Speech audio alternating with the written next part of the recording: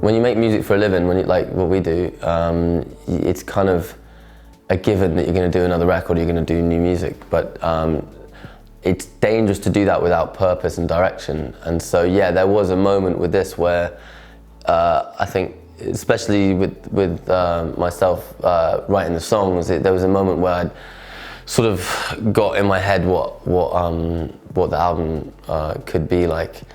And from then on, like, the songs came quite a bit easier. So yeah, I mean, it was really just like brainchilding it. Like, we wanted to make a record that was definitely like a British sort of rock and roll record, and we wanted to make a record that had chemistry. We wanted to make a record that was we wanted to make a record with like a band producer, which is different to Listen. So, all those kind of decisions then gave rise to the songs. Really, when I started writing the songs, I knew what we wanted to do,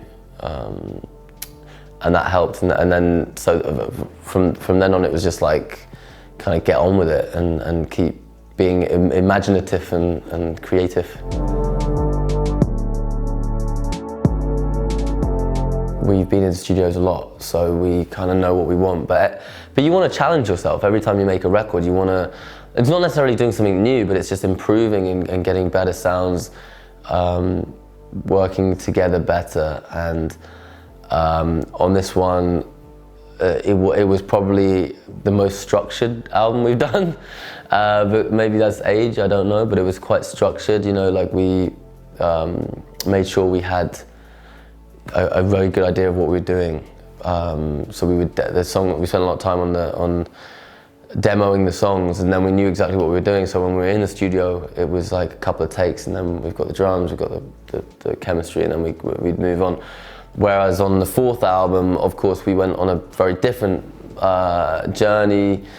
I mean, I was quite heavily involved in the production on that record, and it was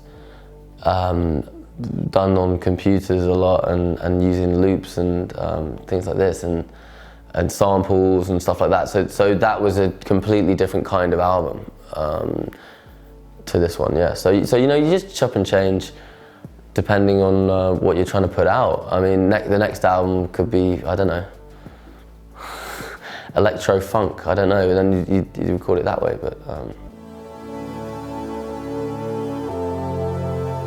you must have a good time, you must.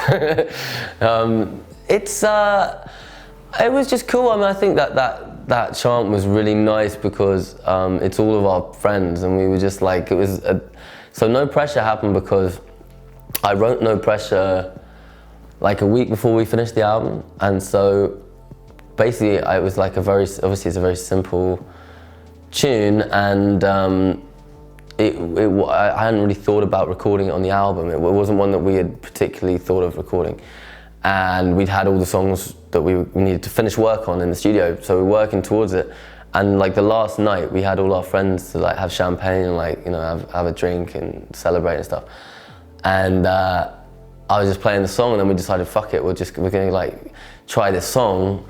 But all our friends were there, so obviously when we finished recording the song, which we'd only played a few times ever, which I think it has that kind of vibe on it. We just said to our mates, do you want to come in and sing? So it's quite a nice moment to start it and end it with our friends, I just hope that the album like really breathes and like, people take it, like really listen to the record and